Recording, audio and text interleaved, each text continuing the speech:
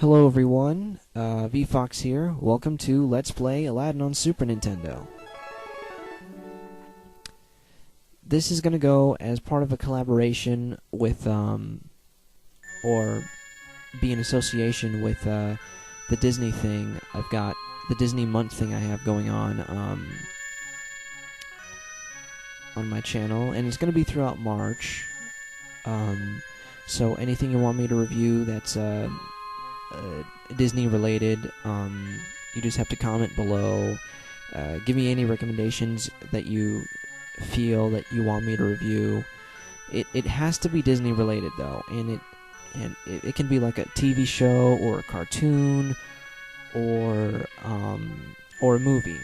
And I'm not talking about like the live action stuff that Disney does.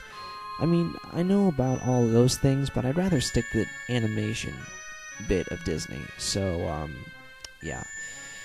Basically, a lot of people do not know, or did not know at the time.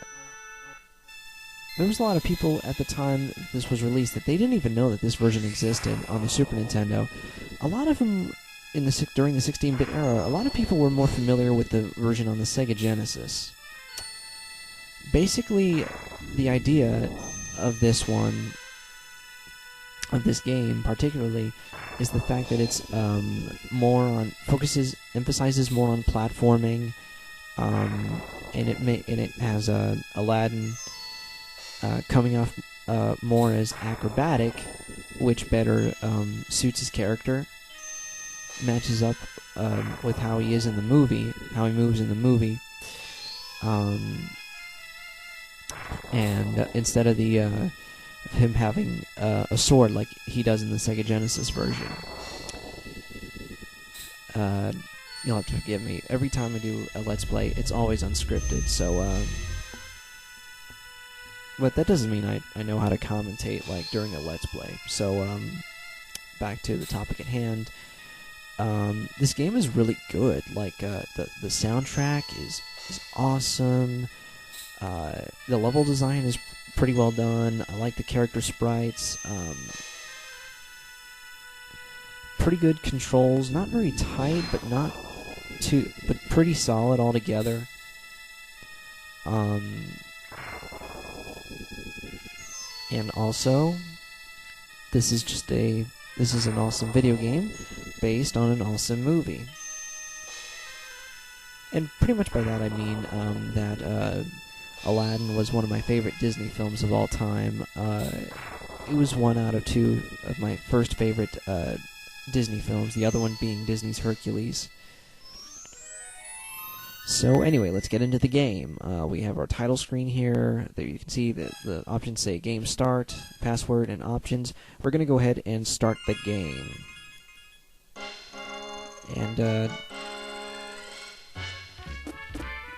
And one thing you might not have noticed, I don't know if you were paying attention, but to the title screen just a moment ago, this game was made by this game was made by Capcom, and you know and if you've played like a lot of Capcom games like Mega Man, Street Fighter, Final Fight, Resident Evil, you know, all of those games, you could basically tell, like, through the late 80s and early 90s, Capcom made, like, a lot of games for Disney. And this is just one out of the many games that were created. And, like I said, the game is awesome. And everything about this game is just awesome in about every way. And it syncs up with how you would expect the movie to be. Sadly, the Sega Genesis version doesn't meet those expectations because they kind of make the game beforehand, not knowing much about the movie. But, Capcom does the exact opposite here on the Super Nintendo version. They actually take the time to understand what goes on in the movie, and they try to match up any part of the movie they can in their game. So, that's one thing I give them credit for, and, the game is just so good. There's just so many things I could say about this game, because it is based on one of my favorite movies of all time. And trust me, basically, like, growing up in the late 90s, I was definitely considered like a Disney kid, because I always grew up with stuff that was Disney related. and this movie was one of them, and oh my god, it is so good. Just one of my favorite games. And as you can see, I collected a scarab. Every time I get one of those, I get one of these special break times at the end of each stage, depending on how many times I'm able to get it. You have to get at least one in each stage, and I don't know if you can see these different items well enough. Basically, if you get a red star, you get an extra continue. The 1-up is just basically that, an extra life, and 2-up is extra life as well. Collecting hearts increases your health, and I think collecting a genie replenishes your health if it's like almost empty. You see, like the heart is at the top of the screen. Well, yeah, that's pretty much all I can say about the break time thing. And and it only happens whenever you're in a level and you get to collect the scarab at any point in the game, depending on where it is. Because, oh my god, it's gonna be, yeah, I got attacked by that pot bird. I don't know if you could see that, but yeah, this is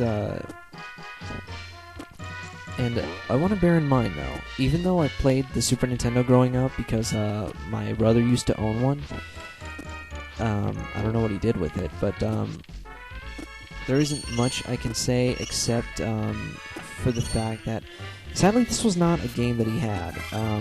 I didn't play this game until I was like 10 years old, and even then I thought the game was pretty good. I'm also running low on time, so I'm going to say this very, very quickly. Ouch. This game is pretty good for all it's worth. It's one of my favorite games of all time. There's a lot of things about this game that are awesome, and I think that's the best word to describe the game.